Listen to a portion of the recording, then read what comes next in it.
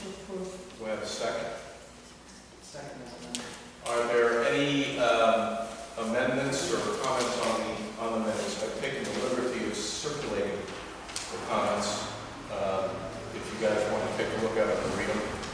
I think I basically tried to get a little bit more of the flavor of the meeting and a little bit more of the factual information, some of which was left out.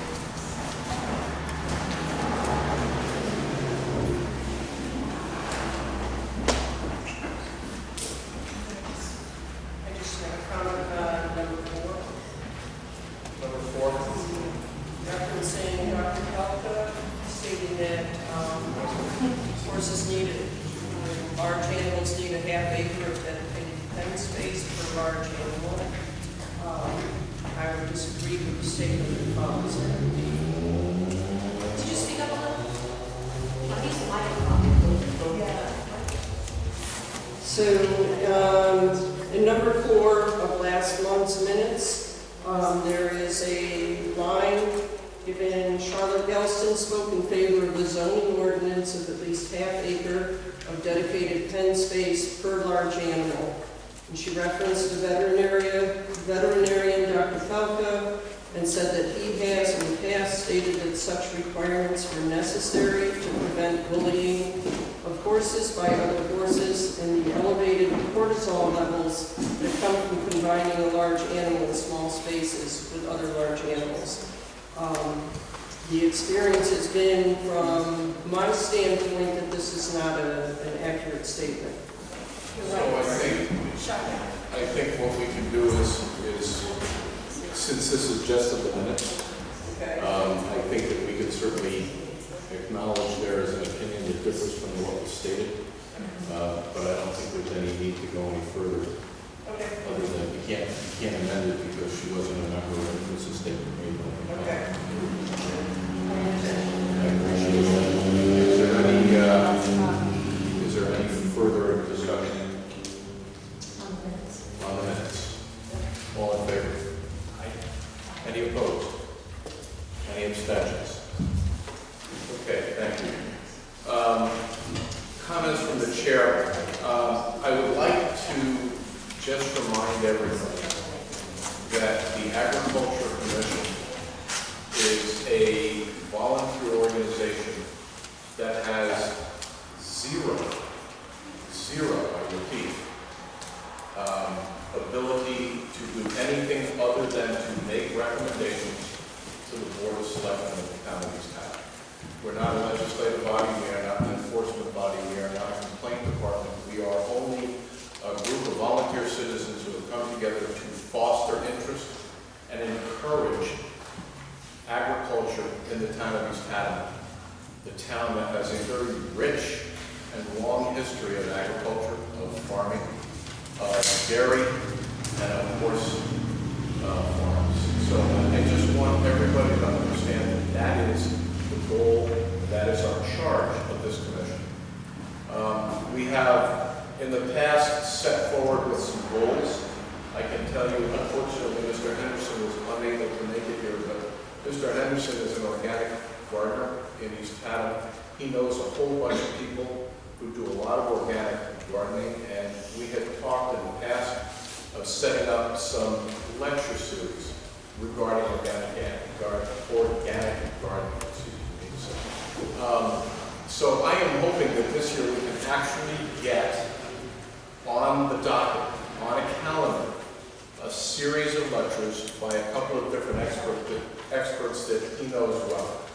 I'm also hoping there's a new program out, and this is something that I would like to be able to offer. There is a program out. I think we all understand that farming has inherent risks. Raising of cattle has inherent risks.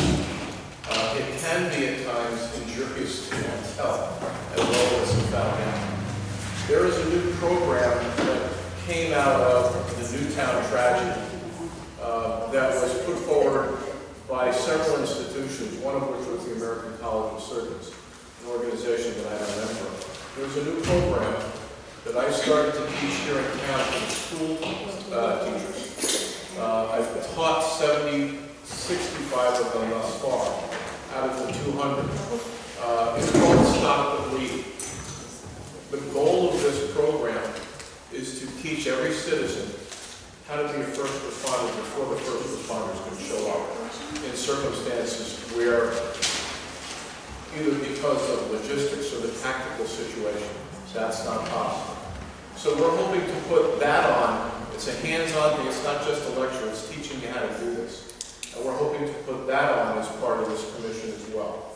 So there are a whole host of other things that we would like to complete, namely the lecture series. The other thing that we need to work on helping them finish is the middle school garden, which I'm very excited, we're very excited about. The kids from the middle school came and gave us a lecture about the garden that this agriculture commission helped bring forward, that Fred from Shagmark helped to bring forward by helping us with pricing and then donating some materials.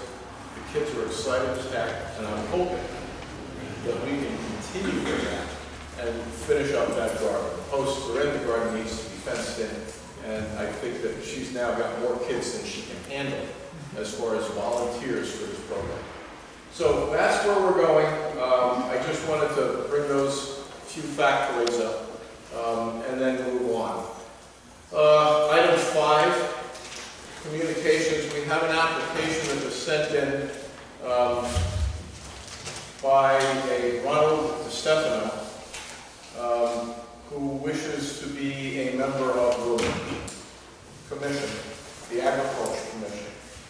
That's the only communications that I have received. I did forward to you guys some Connecticut Farm Bureau information, but that's not germane to the discussion. So, on to number 6, Agriculture Commission membership. I'm very distressed and sad to have received a letter of resignation from Marianne Haddam. Marianne has been a stalwart supporter of this commission and of the concepts of this commission.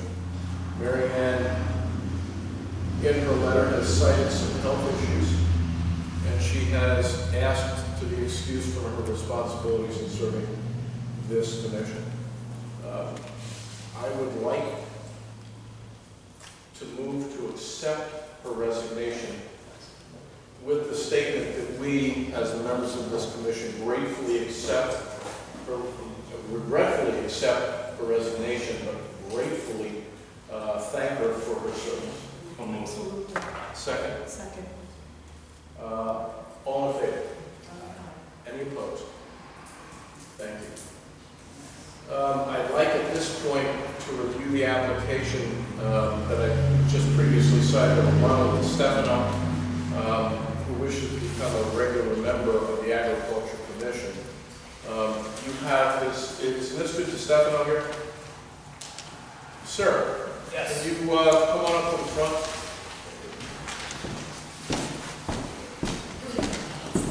Welcome and thank you for being willing to have a seat, being willing to join us. Can you tell us a little bit about yourself?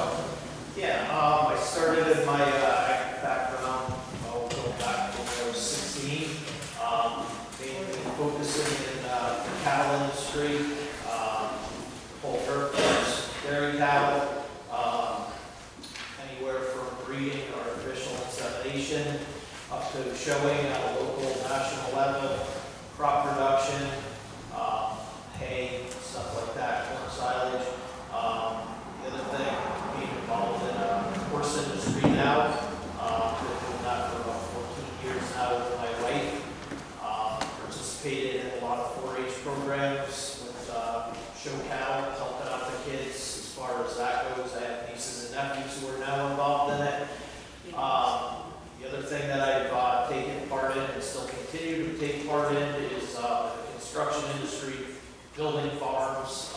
So as far as land management goes, I've got a pretty good handle on that. I've had an opportunity to work with lot of good engineers and, environmental scientists to do it the right way, so to speak, to be a friend of the environment. So I've had a great opportunity to do that, helping people build their farms from the ground up, to keep things going and checked and not be a nuisance to neighbors and such as, so on. You're familiar with this commission and what our charge is? Yes. Anybody have any questions or comments? I think that given your background, you could probably be a subject matter expert on any number of issues that we have been asked to deal with. Anybody have any thoughts? Oh, it's just nice from my perspective to see the feedback. Very nice. I'm glad you support fluoridation as well. Yes. Yeah.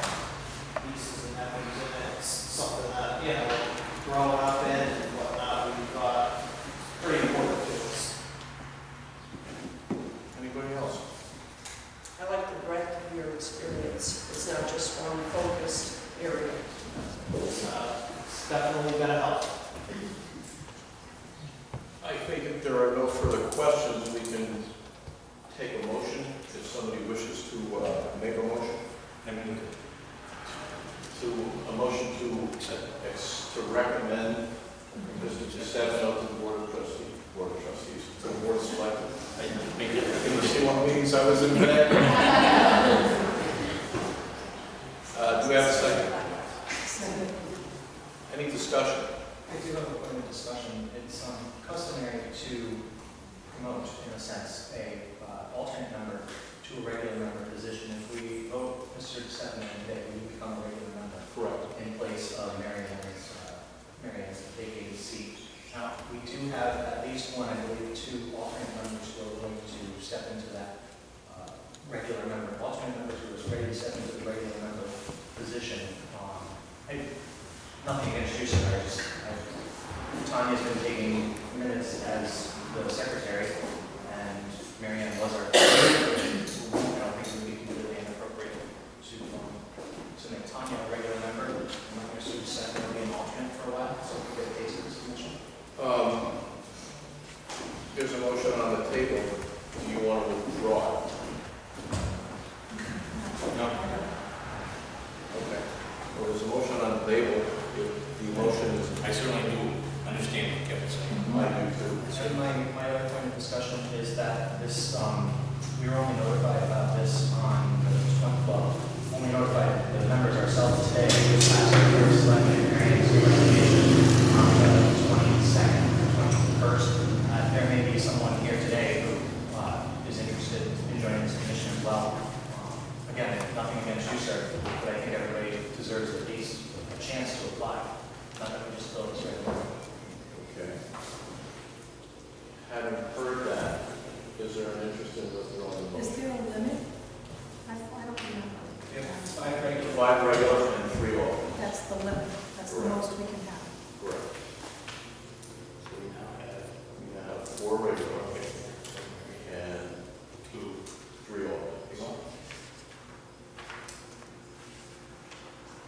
Do we have an application in now? Is that what Kevin is saying? We have an application from Mr. DeStefano. Right, What I'm but saying is is it's only been 2 weeks, it's really only been like a week and a half since this was notified as an open seat. I don't even know if the town website has been updated. But I think people put an application in and just hold it at the town. Is that right? If they're interested in it, they put an application in and it sits there until an opening is available. Are you familiar with any other applications that may be sitting at the town office?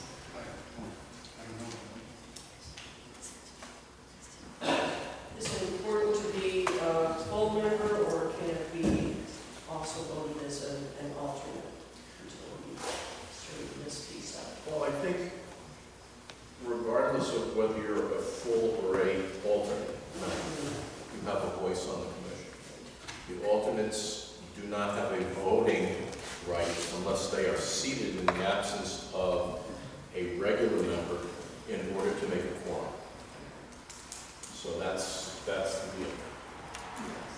The only, I mean, if, and I certainly appreciate what Kevin's certainly, and if it's only been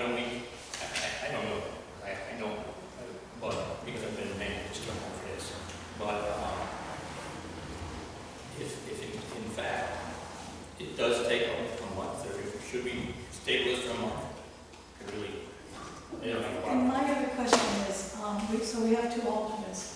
We have Mark, and I don't, what's your interest in the full position? I'd rather stay on. Stay an alternate. And then there's Tanya, what is your interest, Tanya? Very good. I have no problem with the regular members. Ask for that. So that means a time limit. Yes. All right. So is anybody interested in withdrawing their motion? If not, then there's a motion on the table we need to vote on. Well, in the interest of everybody, for lack of a better word, I will withdraw my motion until next. Okay. That's fine. You okay with that? You're all right with that? Well, Absolutely, I think that's fair. it's a discussion. Yeah.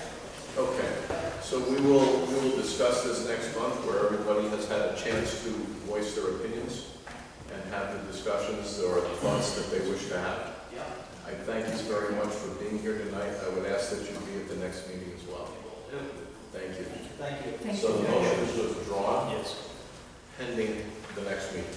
Early has withdrawn a second. I withdraw my second, Peter's first. Thank you. Okay. So that's that. Now, discussion regarding the need for the establishment of an animal nuisance ordinance and animal land housing requirements ordinance. I believe that Mr. Ventris and Mr. Ozaki, our animal control officer, had another appointment that he was not at the liberty to change. Mr. Ventris is here. Did you want to address the need for, or the presence of an ordinance that speaks to nuisances? Animal nuisances? How about if I just go through a little history? Okay, would you please? That'd be good. Now, because I know my own son who's 26 has attention deficit, everything I'm reading through is in here. But I'm leaving it here, you can pick it up after.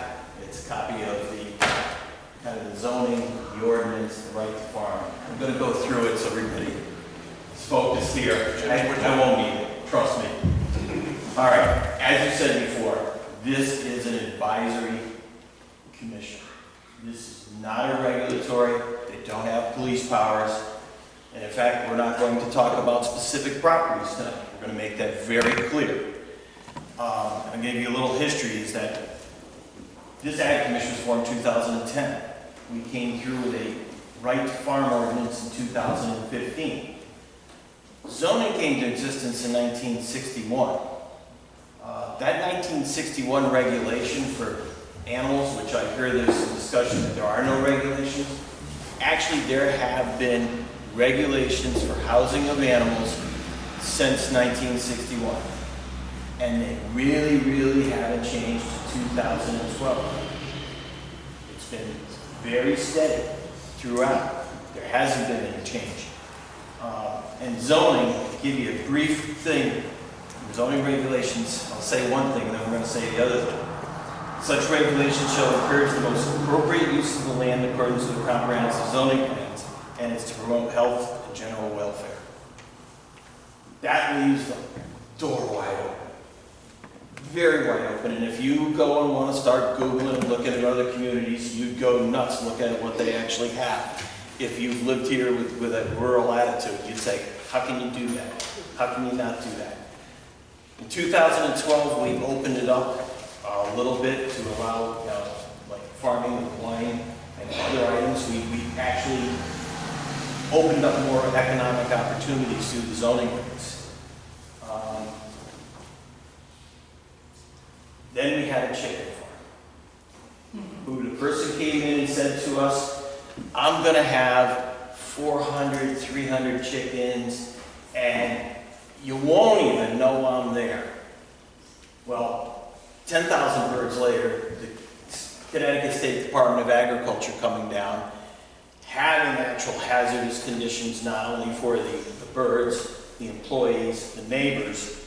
It was a combination of the EDC, the Agriculture Commission, Planning and Zoning. We started to talk about what could or couldn't be done on intensive farming situations. where you already have a cadence of houses all the way around, and all of a sudden, plop in the middle, a factory gets dumped right down.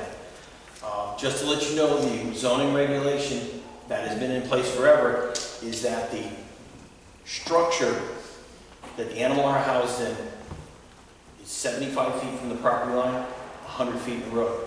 For some reason, they picked that number in 1961, maybe because a 1 acre lot is 150 foot wide and it could never be built on. They said, okay, in a 1 acre zone, we're not going to deal after a subdivision comes, we're not going to deal with it. And that was in 61. That's held true. In fact, I went to a public hearing. I was forewarned by Sue Gelston that there was a hearing on this. She said, you need to go. And there were more people there than there were tonight. Because they were madder now and they weren't going to take it anymore. Because that was going to require a regulation that said you need 4 acres for every large body animal. That ship obviously sunk quickly, and was done with. We haven't gone on the acreage part. Since there was no Ag Commission, a lot of that work that's done, and part of the function is not only to promote, but to educate. That's part of the function. As an employee of the town, I have the resources. When people come and ask, they gotta come and ask. Occasionally I've had some conflict resolution where I go out, but between the Yukon Extension Service and other services, there is a ton of information. And I actually have a tape, I call it the Thank You Man tape. There's one on manure management and large animals that was put out. Unfortunately now it's not, it's a tape. But when I got it, I said, here, take this, because the person had a 20% slope. He had 8 acres, but he had 20% slope and it was rough. And I gave it to him and I said, take this home, put it in, see what you and your wife think about it. 4 days later, he comes and gives me this big hug and says, I love you, man, thank you. She saw that, she's not doing it. And I said, well, you learned something. You learned that it was not, he says, unless I cut and terraced, he goes, it just wasn't going to work. So the resources are out there. So part of the reason these meetings were coming into discussion was that we came back and we wrote some stuff up on a draft, and the way it works is drafts are written. The Ag Commission obviously would have the first bite at the apple to send recommendations to the Planning and Zoning Commission. And if those regulations for space, size, and all that were forwarded, then the Planning and Zoning Commission would actually hold the public hearing to put the regulation in place. And that's zoning regs. I'll circle back to ordinances. That being said, one of the things that this commission recognized, that there wasn't really a category for like hobby farms or smaller animals. And in that packet, there is a draft that we haven't even had a chance yet to sit down and talk about. The implication of does it work, should it be amended, should it be added, is there more words to it? But in that draft that was put together by discussions with the committee, is that there's kind of like 3 statuses. There's the hobby farm, which are smaller body animals that maybe have a reduced side yard to properties. Then there's what we've been doing all along, and then there's a category for intensive farm operations. And you might say, well, that'll never happen again, but my friend Donsdale was in the poultry industry and he got out for 20-something years. He's working with a firm that bought up places in Franklin and Columbia, up in that area, and they're putting 3 million birds to a site. They're going through 50, 60,000 gallons of water a day. So, yeah, maybe we should take a little peek at those sizes of, you know, structures and size. So, right now is what we have is a rough draft, hasn't even been vetted by you guys. And that's how the zoning part of this works. And it doesn't work fast. It shouldn't work fast. Everybody should have the time to take a look at it, weigh in on it. And after somebody wants to send me an email and say, I read this, it's confusing, I don't understand it, or maybe it'd sound better if it was written this way, I'm more than willing to take the recommendations and suggestions and jot them down. Do it. On Mike's side, as animal control officer, he has an ordinances, or the lack of ordinances. And I gotta tell you, I spent 2 hours today re-reviewing it, because a couple of weeks ago when this first came up, we looked at ordinance, and they're pretty weak all over the place. I like the one in Coventry best. For some reason in their ordinance books, they still kept the ordinance from 1820. You get fined $1 a day if it bids on the town green. And it's still in it. You haven't erased it from the books. There's plenty of ordinances on roaming dogs. You know, there's plenty of that.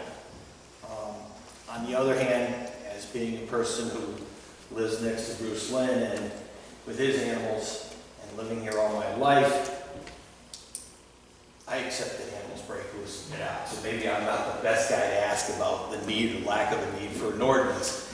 You know, it's like, hey, Bruce, it's loose again, let's go get it. That's kind of what I grew up. Unfortunately, maybe there is some discussion that can be said that, you know, if you're in a high traffic area, and all the other things too is that these ordinances that are written for large animals, the fine doesn't occur until it hits the road.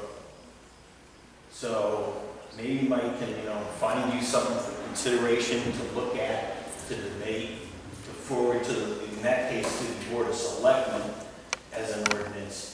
So a question for you. The ordinances that you cited were all town ordinances. Town ordinances. There is no state ordinance. Now, the state has for a long time done the step back Right. regulatory authority. They have the 169 communities, just like a noise ordinance. There's a sample noise ordinance, but it's not a state noise ordinance. So they stepped away from that, and they said you have your own ability to do that sort of stuff. So it's each town's do it. So I can tell you along the lines that you were just referring to with Mr. Ozaki, he's already started to work on a nuisance ordinance.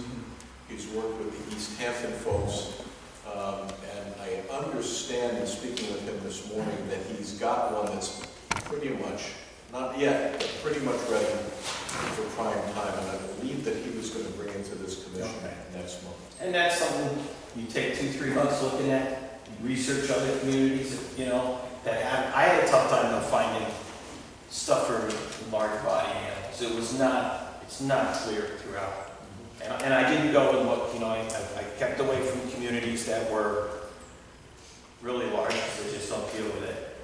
I kept away from the small ones, because they're like us, they don't have anything, and the ones in the middle that, you know, should, they're not great. There's nothing special about them. And the same thing with zoning regulations. Zoning regulations are all over the place. Some of the communities where you would think that they'd be promoting agriculture because they have the right to farm ordinance and all that, the left hand and the right hand don't know what's going on because they have imbalanced regulations. Been doing this job for over 20 years. Usually what happens when there's an issue between neighbors, we go over and talk about it. It doesn't always work. People don't always play well with each other. If, as Mike has said in the past, if it's an issue with the health, your own ordinance that created the commission clearly says that it is the jurisdiction of the state of Connecticut Department of Agriculture. It's not, we're not the ag police. So that's kind of long and short of, you know, the history of it, but the regulations are not steadfast. There's nothing there that's, you know, in place. And the other thing too is that, from my experience, I've seen people take 12 acres of land, have animals on it, go there, shake my head and go, they'll learn, and they do. They usually end up getting rid of the animals. It doesn't work, and then I've seen people with 2.5 acres and it just works perfectly because they're diligent about what they do. It really comes down to a case-by-case maintenance issue, the time allotment that they have for it. You know, that really comes down to time. You know, So I get the feeling that the ordinance that we do need is a nuisance ordinance. Yeah, Mike's running into a lot of problems where it's, you know, it continually happens. Right. I picked up this animal, I picked up this dog, it's constantly getting out. They don't invest in the proper, you know, bordering, fencing, chaining, whatever it happens to be for the type of animal it is.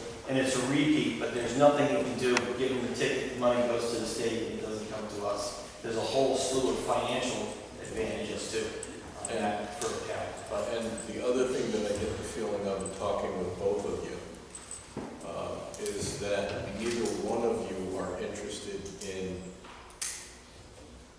having the land use folks start to dictate how you use or don't use your property. well, we already do.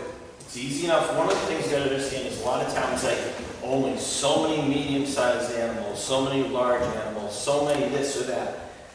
I know some of you are looking on a crowd, your stock is amoeba. You know, it's this big this day, it's that big the next day. You can't regulate that. You cannot go out and look at 4,000 properties and say, do you have 28 chickens? Don't go to my house. And she just actually knew that. So, you know, and you know, that type of thing. You can't do that. What you can do from a zoning perspective that's reasonable and say, you can show up and say, yes, structure of the house is where it's supposed to be. That's it. Keep it simple, because you're not going to go out there counting chickens, ducks, geese. It's just, you know, yeah, it is. It's seasonal too. If you actually use it for, you know, meat production and stuff like that, you know, it's gonna move back and forth. If it's a problem and we recognize it as being a problem, we can call the state and say, you know, the health and condition of these animals warrants maybe a different line, you know, and that's their jurisdiction. But most of the time I run into problems with people buy roosters because they want to make their neighbor crazy.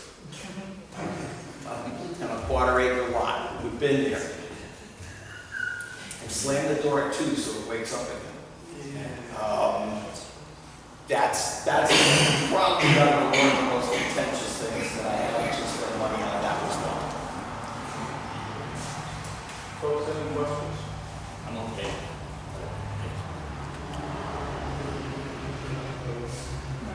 Bonnie? Kevin? Bonnie? What would you, just out of curiosity, what are you thinking as a timeline overall? That's kind of up to you. You're a volunteer commission. Like goal, I mean, ideal. it's really, it's motivated by, you know, my commission right now says, okay, we have a slight risk out there. EDC said it also. We have a slight risk with the intensive farm issue. But again, that's the case where the state of Connecticut did come in and take care of the situation. They recognized the problem, they noted it, they did their job. So it took a little while. The neighbors weren't exactly thrilled about it for a while. It does take time. People think that for some reason, oh, you're the zoning enforcement officer, you can go down there and take care of it tomorrow. No, there's 30 days for cease and desist. There's 30 days to appeal. Then if they don't do it, it's a court injunction, and it's time consuming. We didn't go that route. We asked the assistants of the state, they came down and said, you got 30 days to clear the coops, this is unhealthy. So really it's kind of on your table to look at it. If you want to take, and there's 2 rounds of feedback. There's feedback through your commission and the public, but the real feedback too is that when the draft, which is a little more firm, is put in place, it's a public hearing, the planning and zoning. So that's where, you know, and then the other thing that was brought up before, it's brought up many years, is that, think about it, the one thing I caution everybody is if we get into this idea, everybody has to have X amount of acres. I have a tough enough time now with pre-existing non-conforming structures. Nobody goes down and writes down how many animals are on a piece of property, so immediately, you know, I'm stuck with, oh, not only do we create a regulation that you have to count, but then we have to find out if they had more than that in the past. I know a lot of things, but I don't know everything. So, just, you know, so that makes it very difficult. I'd say out of all the regulations, when I read other towns and I go, oh, good luck with that, enforcing that. That happens to be one of them, because we have many, many houses in this community that have 1.5 acres and have stuff on it.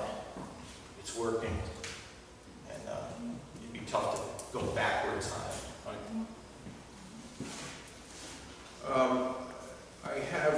Thank you very much. Bill? Don't go away. I know that.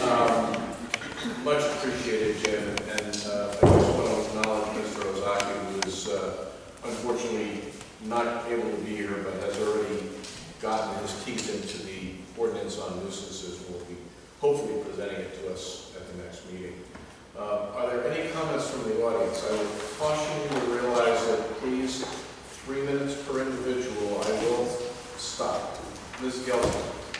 I'd just like to clarify that my comments that night have been grossly taken out of context and misrepresented. I wasn't saying that Dr. Pelka insisted. He said he likes to see, when you're talking optimum, he likes to see a half an acre per horse because that guarantees the horses are going to be happy and have enough room and not get into trouble with each other. And I also never said that I thought everyone should have at least 2 acres and the horses should all be out on grass. I was commenting on depending upon what your situation is. If you want to have them on grass exclusively, like right now, I'm down to just 2 horses. I have a total of 4 acres divided in 3 sections. I'm feeding no hay. That's because there is enough land and there is enough grass. I was not saying by any means that I thought that should be a regulation. My point is that we need some sort of a regulation so that there is something to go by, so it's not just purely arbitrary. I mean, right now, from the sounds of it, people can, set up and do whatever they want, and unless somebody says, well, we don't want to do it this way, or I've heard of several instances where people coming into town looking to buy were thwarted because they were told that they couldn't have horses on the property. I was not suggesting anything firm, just that we look at it, we explore what different towns have, etc. But I would like to see, in addition to the acreage required for animals, that there is something specific about the amount of space they have. Because obviously, if you have the animals crowded in so tightly that they're fighting with each other, that is not optimal. And the other thing is, somebody made a comment that I was trying to shut down businesses. That's absolutely not true. The businesses that are That's going... not the stated here. No, but I heard some scuttlebutt that was... But that's, this is not hearsay. Yeah, well... We're not dealing with hearsay here, we're holding a meeting on the minutes. But my point is that nothing that you have said about grass or hearsay has been recognized in the minutes, has been stated in the minutes, therefore is not subject to debate. Right. Or discussion. But my point is that the thing is that when people have established businesses and zoning changes, they're grandfathered in. So obviously, if we do adopt some sort of a zoning ordinance requiring a certain amount of acreage or space, whatever, for large animals, medium size, whatever, the people that are already doing it are grandfathered in, so they don't have to change anything at all. I just wanted to clarify. I was saying that this is what is an optimum situation. This is what, if you want to maintain grass, etc. And it was taken all out of context. Again, please, we're not going to reference that. Yeah, but I just wanted to clarify. I have taken some of your time, but I've given you some time as well. Thank you. I yield my time to Charlotte Gelston. Charlotte, the minutes, because I understand the audience doesn't have a copy, the minutes read, Charlotte Gelston spoke in favor of zoning ordinance of at least a half acre of dedicated pen space per large animal. She referenced a veterinarian, Dr. Palka, and said that he has in the past stated that such requirements were necessary to prevent bullying of horses by other horses, and the elevated cortisol levels that come from confining large animals in small spaces with other large animals. I realize that's a mouthful, and you don't have it in front of you. Would you like for us to amend any part of that? Is it misrepresenting what you said? Yes, because it took it out of context. What would you like us to The vet recommends, he said he would like to see a half an acre turnout. Point of order, you You cannot ask an audience to amend minutes which, one, have been approved, and two, are minutes of this commission and not of her statements. It's logging her So, statement, it misrepresents It what she is, said. I'm asking what it her... is not misrepresenting what she said. This is exactly what she said. It was written down word for word. No. We've already approved those minutes. She can feel free to express her opinion at this time as a citizen who has made comments. And I would like the minutes to reflect that Charlotte Nelson feels that her minute, that the minutes as it was recorded misrepresents what she says. The comments of Ms. Gelston will be recorded and will state so. It But says the that minutes she's- cannot represent, What I wrote cannot down- be I'm not changed. asking you to change the minutes. What I wrote down is that she's clarified the last meeting comments. Perfect.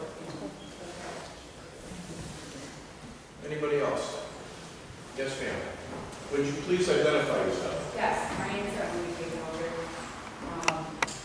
Can't hear you. My name is Emily Bowder. I would like to share a few thoughts. I don't know that. Okay. It's all good. I've come here tonight to voice concerns to the East Haddam Agriculture Commission on several levels. First, I'm a landowner and horse owner who live in East Haddam and have lived here since 1995. We were attracted to the area because of its rich agricultural history and supportive atmosphere that farm owners enjoy in this community. Our neighborhood has a number of farms, all of whom exist in peaceful harmony with each other. Next, I have grave concerns about some of the municipal regulations being discussed. Understanding you're not the lawmaker, you're just the volunteers who are going to give your opinion to the people who do. As the Yukon 4-H educator for Middlesex County, stricter regulations can impact the youth in my program. Although concern is being raised here tonight specifically about horses, it's been my experience that regulations will eventually impact all livestock. Not all youth in 4-H have livestock projects, however, many of them that live in East Haddam do. They would no doubt be here tonight, but we have a 4-H fair meeting in Durham, and 5 of our fair officers, the true leaders and driving force behind the Middlesex and New Haven County 4-H Fair, live in East Haddam. We in fact have 18 members who live in East Haddam representing 28 different livestock projects. In 4-H, we teach our members with animals to use the best management practices possible given their specific situation. It's inconsequential if it's a horse, dairy cattle, beef cattle, dairy goat, camelid, swine, or sheep project. You work with what's best for your animal, which will make it safe and happy in the area you have to work with. They learn to provide their animals with a balanced food ration and supplement it if needed. Most animals today in the state of Connecticut are not raised as a primary source of nutrition. Grain is fed and pastures. If you could sum up, please. Yep. Okay. So in closing, I know the Ag Commission will do what is right by the young people in our community. We are raising some of the most conscientious young farmers and equestrians in our entire state. Young people who are looked upon as leaders and who will continue to set a great example for land and animal ownership to the rest of Connecticut. Thank you, ma'am. You're welcome. Yes, ma'am. I'm Alexis Devlin. I'm a landowner, a horse owner, and a real estate agent in town. And one of the reasons why East Haddam, I sell at horse farms, is that because there is no zoning. Are you a resident of East Haddam? Yeah. Okay. Yeah, I missed that part, I'm sorry. Oh, I don't know how someone would this. Okay, sorry. So in terms of zoning, most people that I know that have horse farms usually know how to take care of the horses and usually do a good job. So I think having some kind of zoning requirement would harm the real estate market here. Because I end up selling a lot of houses here, whereas other towns, oh, you have to have 2 acres for this, you have to have 2.5 acres for that. So a lot of people come to East Haddam because of that. And I haven't really heard of any abuse cases, maybe one since I've been here 16 years. Thank you very much. Any other comments? Remember, we are discussing nuisance ordinances, not zoning ordinances for land required for animals. We are discussing nuisance ordinances. Yes, ma'am. You will not be saved by the bell. Hi, Kim Barrows. A year and a half ago, I was on my way to work and walking along on Parnassus were 2 cows that escaped from a farm on Shanigan. I called the town hall and I got the number for the animal control. Luckily, thank you, Bob Weaver stopped to help me because they were up where the new house is by the tower. They were up through the back of the farm, so here I am just for work. Him and I are walking 2 cows through a pasture to their backyard to get them secured in their stalls. I think finding people for animal nuisance is kind of cruel because they do get out. I think our first priority is to make sure that they're safe, the public is safe, because they're driving down the road and if you can see it and you can do something, and if you are a horse owner, you know cows can kick you, just like a horse can. So you do what you can and you call the authorities, but you also make sure that those animals are corralled until the property authorities come. And the animal enforcement officer, he was so pleased that we got them up through the property and put away safely so no one was hurt. And that's right on that bend in Mount Parnassus where people are flying 50 miles an hour, not paying attention. And that could have been a huge disaster, especially with a school bus, because it would, you know, if you're going to work or however, and luckily I happened to see them stop. But I think first and foremost, I'm a horse owner. I spoke with Jim when we built our property, and the biggest thing was the barn. And we haven't had a problem. And if you're a horse owner, you love your animals and you do the best you can for them. So, and I really think that. So to your point, part of the discussion, I think you were here when we were discussing this about not only having an ordinance for nuisance, Correct. but I think Mrs. Gelston had brought up the fact that we need a bunch of names of people that live in town that can be called in case of something just like that when Bob Weaver isn't around, but people who know how to handle and how to manage animals, especially when they're loose and they're scared and they're in a foreign area for them, Right. so that the animals are properly cared for and nobody else is in danger. Correct, but I think as a paralegal as well, I don't feel that as a liability issue. If you don't know an animal, you call the authorities and you try to do the best you can. Absolutely agree.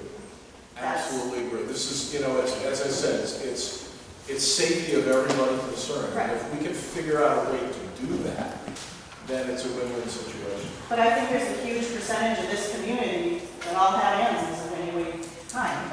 Correct. So it's not like we're living in, you know, West Hartford or something when we see a cow running down the road. So if that's the case, then I think you could agree that if there are so many people here who own animals, large animals, horses, cows, bulls, probably they have some idea of how to handle even a strange animal to them. Again, it is just like this organization. It would be a group of volunteers who have made their names available, their names and numbers available. So I think that's part of the next step. Yeah, and as far as horses go, they're not going to go as far as until they find grass and they stop and they're I'm Dawn McNary, and I'm a resident of East Haddam, and I want to echo what Alexa said. I'm sorry, can you say your name again? Dawn McNary, and I'm a realtor in town as well. And if you guys start going down the path of nuisance, people come to this town because they don't want to be in an HOA. They don't want to have all these restrictions, homeowners association. They don't want to have tons of restrictions laden upon back, another restriction, another restriction. They come here looking to get away from that. The phone calls, the people that ask about East Haddam are the ones they want out of New Britain. They want out of the city, and they come here. But if you guys, if they come here and it doesn't fit what they're expecting and it's too much country, that's something that we as a community maybe can educate them on and help them assimilate, if you will.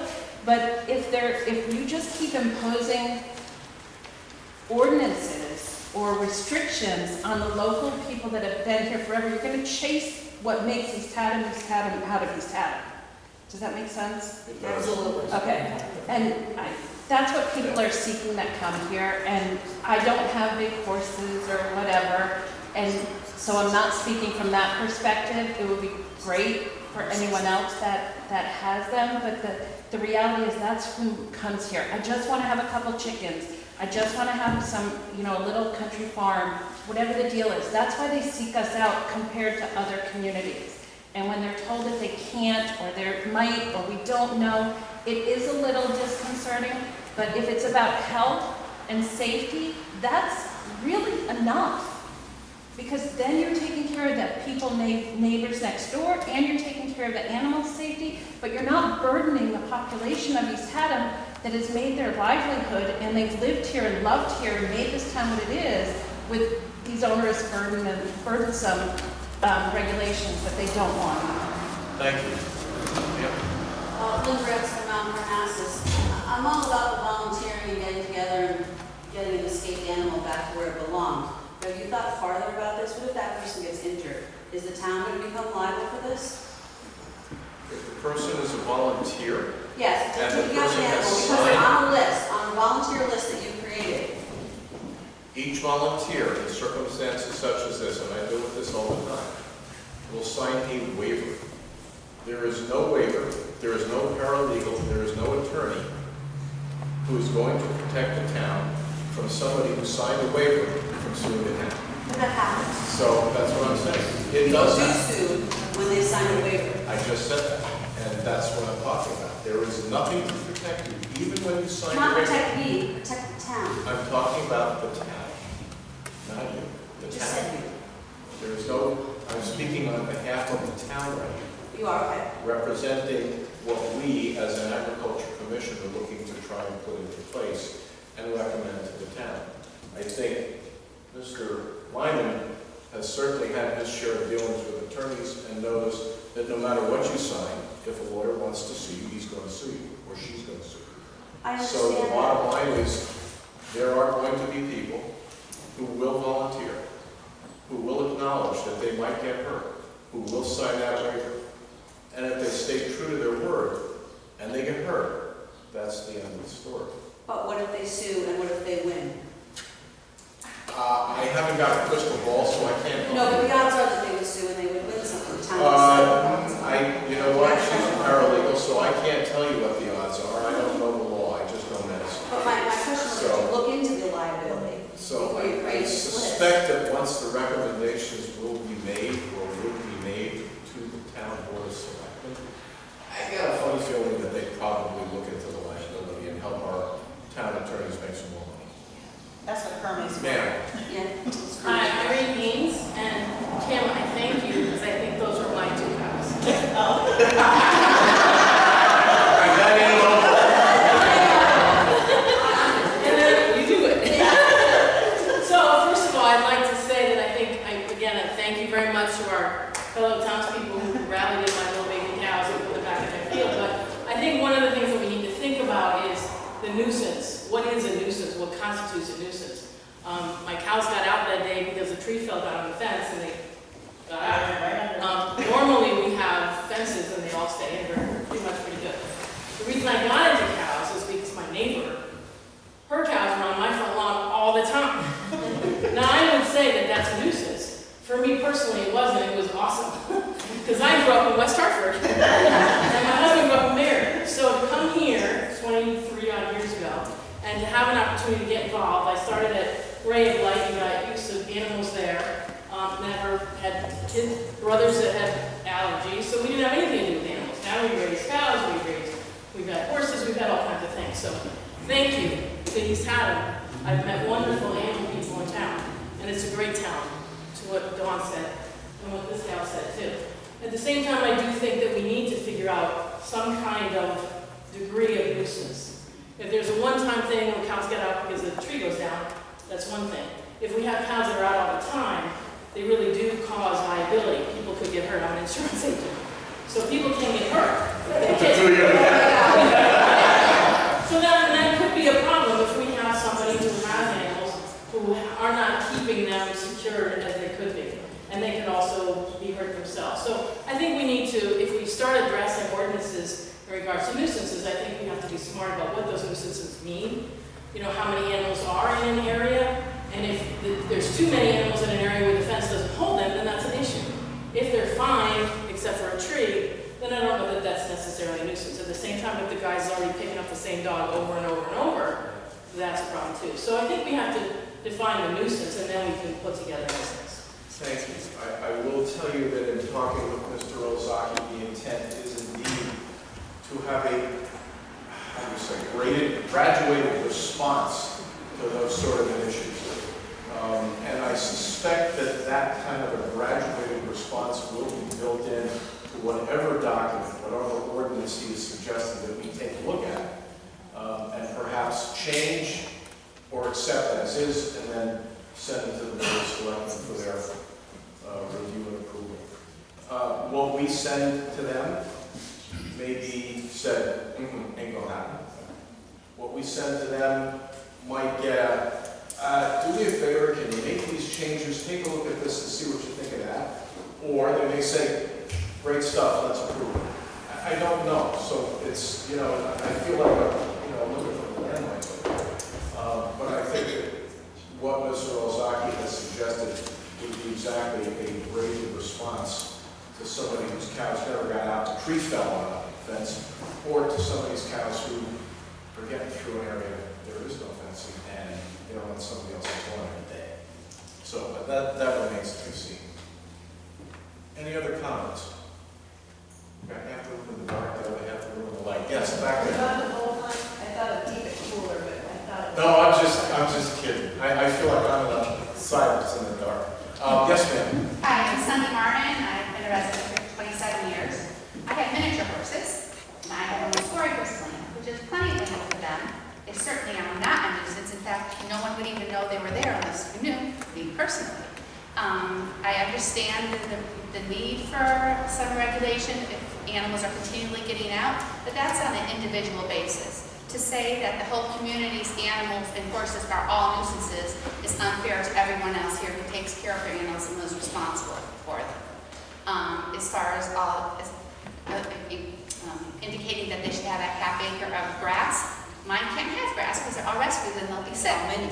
So I couldn't, if I had them in grass, I can't have them where I have them, people have plenty of land. So everything is a case-by-case basis. You can't make a generalization just because someone has a certain kind of animal. If someone has a problem, address the problem, just like you do with any other kind of, vandalism, cars, anything. It's individual. It's not the whole community's responsibility to be involved in what 1 or 2 people do. And I think it would severely hurt our community by imposing these regulations. Thank you. Are there any other comments? If not, Oh, there's someone here. Oh, yes. Yeah, Maureen Pye, live on Town Street in Lewis. I'm actually a second-generation farmer here. My father had a trail riding stable for 51 years. I'm currently a horse professional, but I also do a lot of volunteer work. This really has kind of hit the fan, as we say. And I think the important thing to recognize is, as Mr. Ventris pointed out, is we have a lot of very good zoning regulations right now. We also have, I think, a very good rural community. Everything needs to be looked at on an individual basis. It also needs to be fact-based. So contacting people like Yukon Horse Extension Specialist, Connecticut Horse Council, Connecticut Equine Advisory Council. There are zoning people in the Connecticut Horse Council that also might be a resource. I think you need to go to true subject matter experts and not individual opinion. Even myself, with over 40 years of experience teaching from the college level down, equine industry work, you need to go to the professionals in legal, in insurance, and in the industry, whatever the large animal is. I think that's very critical. The other thing I wanted to point out is Connecticut has fencing laws, so you probably also need to be well-versed in the Connecticut fencing laws. Oftentimes, what I've experienced personally, as well as just what happens, as Jimmy has pointed out, sometimes you've got neighbors that have a different opinion. Sometimes you have people in the town that have a different opinion as to how something should be handled or cared for. As long as Mr. Olzak has proven the point that the animal is well cared for, there is no health issue, there is no health risk to the town of East Haddam. Fences are basically functioning, and as we all know, it could be an act of God, it could be a tree, it could be somebody trespassing, it could be just a very naughty animal all of a sudden they want to go somewhere. We have to look at that individually, and I just wanted to put that point across to the commission. I think you're doing a great job. Thank you. Yes, ma'am. Back. Hi, I'm Greg Stefano. I own Showtime Stables. I've been in the industry, the horse industry, for 27 years. 14 of those years I've been here in town, building my business and making it work. A lot of the stuff I was going to talk about has already been addressed. However, I do think that we need to support what we already have going on. Our ACO is wonderful, does a great job. I think everything that is being complained about has to be decided on an individual basis by the ACO, by the land use officer. I feel like they're doing a great job. If they have decided to determine there's no issues, I don't understand why we have to pass a general ordinance to change the rules that are already working. To me, that seems like it's not right. And again, it's going to affect real estate in our town. I mean, a lot of people come here. I came here for that reason because I knew what I could afford to have, and I was able to do it here in this town because of the lack of ordinance or the type of ordinances that are here. As far as nuisance animals go, I agree with Dawn, I believe, that when animals get loose, it's not on purpose. What I pay to insure my farm for liability, I'm not letting my horses loose on purpose. If they get out, and they've gone to the neighbor's house to steal apples, she just called me up and says, hey, your horses are here, come get them. It's a neighborhood thing. They don't ever have to deal with it. I understand that there's issues where people just don't put up fencing and their horses are in the road. That is a nuisance. But again, you have to define what a nuisance is.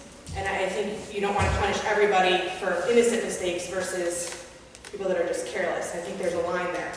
A question I have is there's nothing on our agenda tonight discussing new business, but I do think that in this town there's a problem brewing with the ACO, land use officers being used to harass people. Why don't we close? When can we address that? Will that be brought up in another meeting? That's my question. Why don't we close right there? Okay. That's not something to be discussed in this forum, I don't think. Okay, well, can it come up at a different time? So I'm asking, when is the appropriate time to bring it up?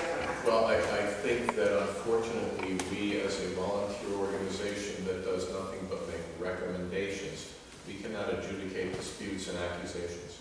And I'm not asking you, but what I'm thinking is that this agricultural commission can come up with guidelines. I would bring it up to the selectmen, Okay, but again, you're to protect and promote agriculture in this town. I would think that would go along with you guys suggesting something to protect agricultural enterprises like mine or others. That will be the point. Thank you very much. Okay, thank you. Any other comments? I want to thank everybody for expressing their opinions. I think we've certainly heard a lot. We've learned a lot. Ms. Gelston, I would say that a lot of what you were speaking to came up in, quote, social media, which unfortunately is anything but social.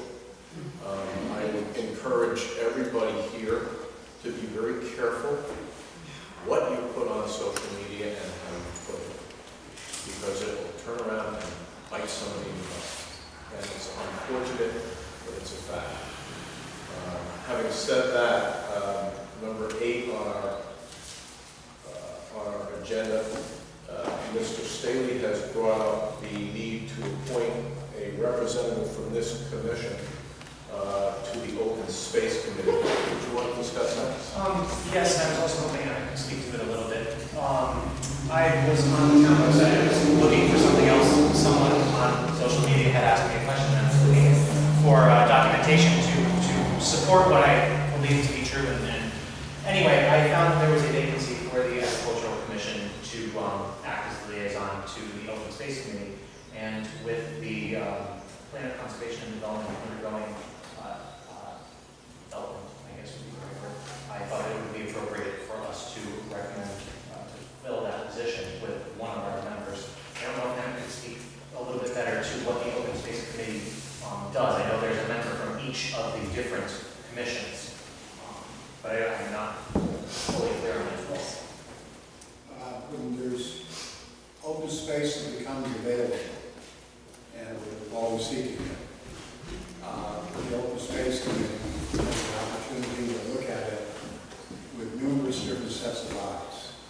Eyes of planning and zoning, eyes of the Agricultural Commission, eyes of whatever, wetlands, and look at it from different ways and discuss it, evaluate it, and make a determination about whether or not that's something the town might want to be interested in. And once they've made that determination, we'll bring it forward and identify mechanisms by which we might purchase it, grants, state funds, which probably is much ahead of our own monies, and then ask the town if they want to move forward with it. Then it becomes a town issue. But it's simply to identify, explore, and then present potential open spaces. And we're always looking at that. There are good parcels within the town. At the moment, we probably can't afford very many. But in the past, we have some wonderful properties that way. And in the future, may come again. Is there, in fact,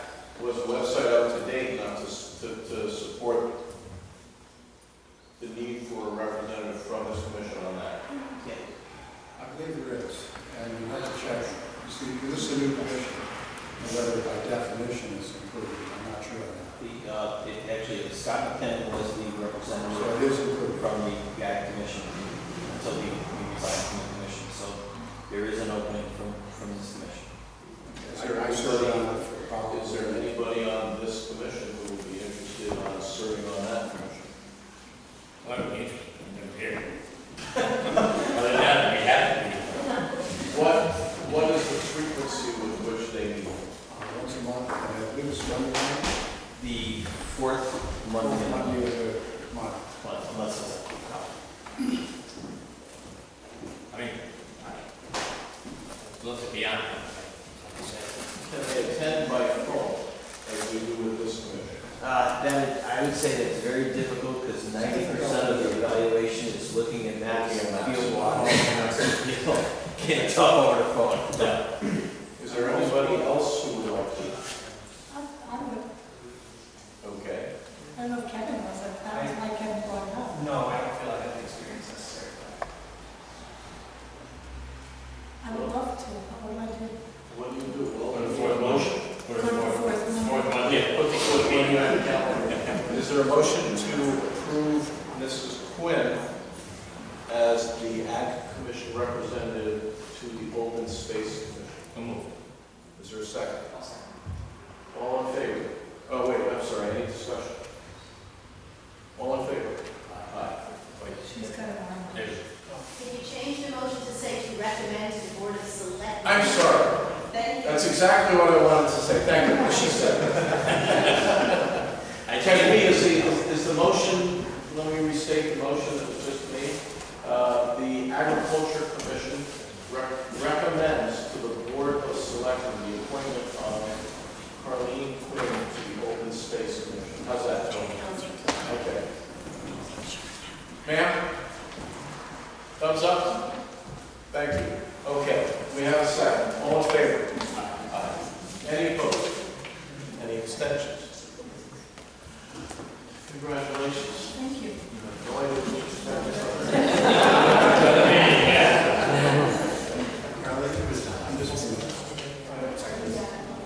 Okay. The next item is item number 9, executive session. It's number 10. I'm sorry, no, it's number 9. Oh, I have the old version, you're right, it's number 10, thank you. Number 10, executive session. I would ask that the public excuse themselves until we are done in executive session. Before everybody goes, before everybody goes, no, hold on. I just want to make sure everybody signs in that they're present in the meeting, about